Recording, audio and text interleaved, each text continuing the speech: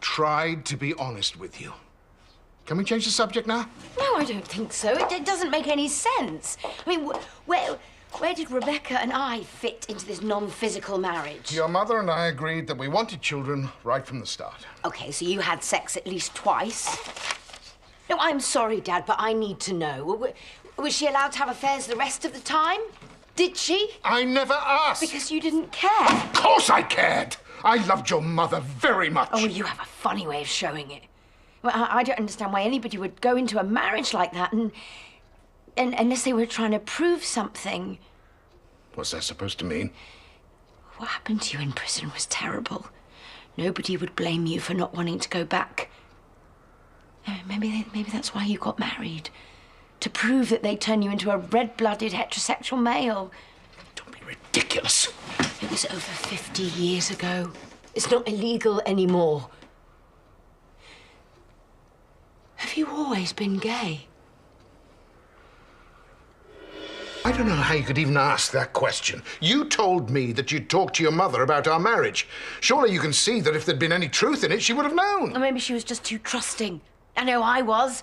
I thought Robert loved me until I found out he was having an affair with a man. Please don't start comparing me to that little snake. He betrayed you. I would never have done that to your mother. And no, I'm not gay. Don't you believe me? I don't know what to believe. I mean, if I'd asked Robert if he was gay when we got married, we both know that he would have denied it. But he was probably having affairs with other men from the start. Yes, of course he was. But the only person I'm having a relationship with is Bernice. Surely you can see the difference. Yeah, maybe if you didn't have the same arrangement with her that you had with Mum. I mean, maybe this is your way of hiding from the real you. It's certainly what I think Robert was doing. I mean, it's like my life's going round in some kind of hideous circle. You've got this all wrong, Chrissie. And I don't know how to prove it to you, because you just won't listen to reason when you're in this mood. I don't think you're on duty till tonight. I had to come in to pick up a few things. I'm glad I did after what I've just heard. Before I start, I ought to ask, are you filming this conversation? Oh, I see. Bernice got to you first. I suppose she's been telling you what a terrible woman I am. Well, can you blame her after what you did? I was just trying to protect my dad. Maybe it's you he needs protecting from. Look, whatever Bernice has told you, you only know half the story. Don't try and justify this. When will you learn that just because you've got money and a big house, it doesn't mean you can play with people's lives like that? Yeah, OK, I handled it wrong, but at least let me try and explain what I'm going through. I don't want to hear it, because all you can ever think about is your feelings. You don't care what happens to anybody else.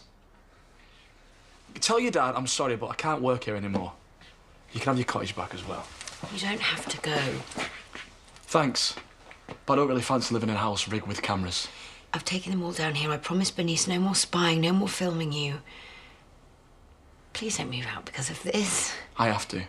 I can't trust people like you, and I don't want to spend another day in a place like this.